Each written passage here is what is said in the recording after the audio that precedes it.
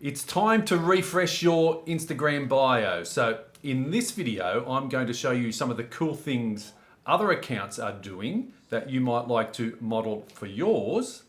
And that's all coming up right now.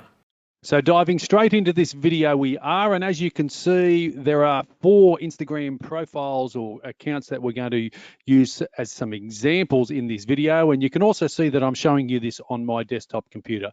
Just I found when I'm doing Instagram videos, if we can do them on the larger screen, it just makes it easier for everyone to see.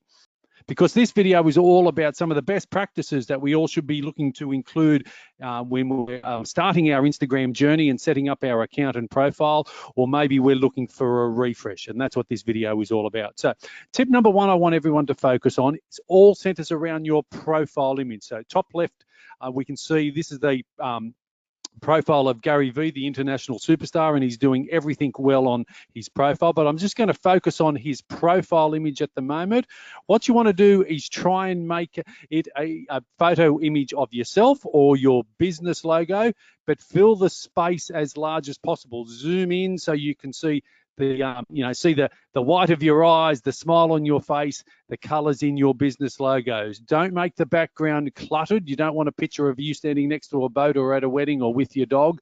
Simple and clear, and make it as large as possible, because remembering each time we leave a comment on Instagram, we leave behind our username and we leave behind our little thumbnail image, and then people will start recognizing that. All too often I see people haven't done this part correctly, and these are all the little 1%ers and best practices that will all come together and help your Instagram journey be successful. So once we've nailed that, we're now going to dive into the actual bio, the actual words that make up your bio section here in your Instagram profile. And this is another great account that I teach and I use as examples. Color Me Courtney, and she's done so many great things in this one. Let me give them to you one by one. First up, you only get 150 character spaces. So quite often we need to get creative and straight to the point. Now, 150 character spaces normally works out at about 25 to 30 words only. So we need to be creative, and believe it or not, emojis count as well. So we want to be creative and we need to sort of get straight to the point. But first tip is, I see how all of the lettering and the words is nice, clear font. Sometimes you see fancy fonts and things like that. People in the artistic industry or graphic designers, it just makes it hard for people to read. As you can see, Courtney's, it's straightforward, it's clear, and it makes it really easy on the eye. What I also want you to do is to make your opening line, strong, all about you. And she's done that, she's nailed it. Color Queen, there we go. And she's added an emoji there as well. So for you, it might be, whatever it is, Las Vegas's #1 XYZ, or Singapore's, best chili restaurant, that type of thing. But your opening line in your bio, make it strong and straight to the point. Because when people land on your Instagram profile, you don't want them to be left in any doubt about who you are and what you do and how you help. Now, another thing that Courtney's done well, see how her lines are short and straight to the point. Sometimes you'll see an Instagram bio or accounts where they take up the whole space and it's 1 line, 2 lines, and 3 lines. There's no breaks. It's hard to read. So short lines work best only.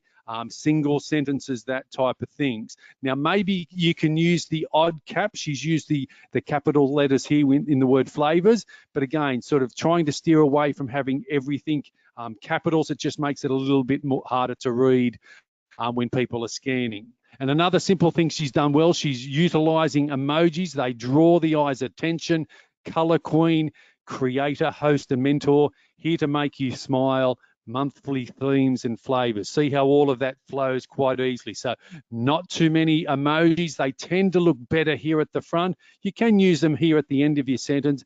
I'll let you decide what works best on your profile. And ideally, you don't want to be using any hashtags here or linking to other accounts. It's all about you. You're wanting people to have a look at your profile. They read your bio. There is only the 1 link, and she's got that, and I'll explain links a little bit later. But yeah, you don't want to be adding hashtags or linking off to other accounts. They're the best practices and things that we should be looking to follow if we're refreshing or starting from scratch. And as I mentioned, I use Courtney's profile as an example in my training for my students. She's actually updated hers now, so you can see she's taken some of those elements and used it in the update, but she's just always fantastic and really stands out on Instagram. Now, the third element I want you to focus on, and we're now having a look at the Instagram account of Jamie Oliver, the international chef, is adding links. Okay, so going back a little bit, Instagram only allowed us to have one clickable link in our bio, so it became very restrictive. People would put their website or their landing page or whatever.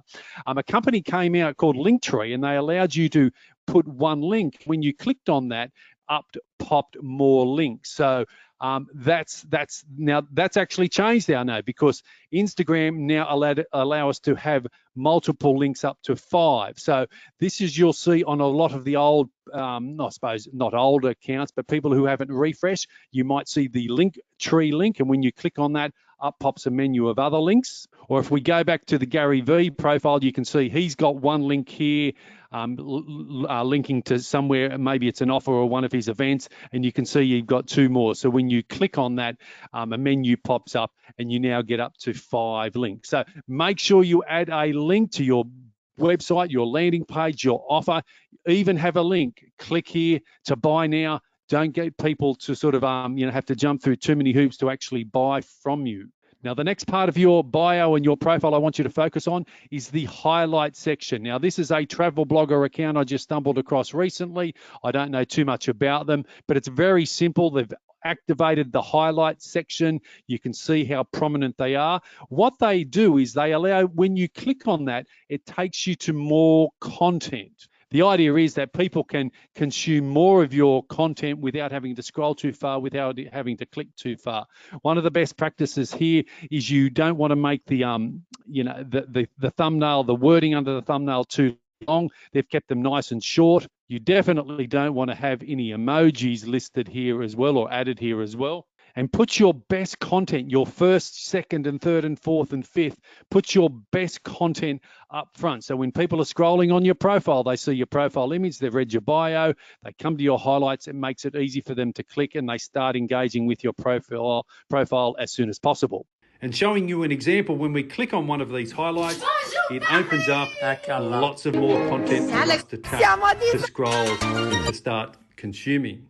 And the last part I want you to focus on is refreshing or setting up your Instagram bio, your Instagram account. Once you've done all the top bits, you then want to pin and add as many eye-catching, scroll-stopping, fabulous looking photos as well. Because if people get to the top part, they're going to start scrolling down. The clock will be ticking. We need to engage with them straight away. You're wanting to encourage them to click on some of your images to engage with you further. And Mike's photos are absolutely amazing. People will start scrolling just like I'm doing now. They will then click on them and consume even more. So there we go. Go to the comment section below. Let me know your thoughts. These are just some of the accounts that I've used throughout, my training, and I'm always looking for updated and eye-catching Instagram bios and accounts. Go to the comments. Let me know your thoughts. Let me know some of the things that you're doing. I love to learn from all of the amazing creative people out there. Equally, let me know a great-looking Instagram account that you know of, or maybe it's your business, because I would love to follow you, and I might even be looking to teach you, use your account as a teaching tool for my students as well. If you're watching this video on my YouTube channel, don't forget to hit that subscribe button, tick the bell icon to stay up to date. Leave me a comment. Let me know where you're tuning in from around the world. If you're watching this on any of my other social media platforms, you know the drill. Give me a thumbs up, leave me a comment, say hello. Have a great day.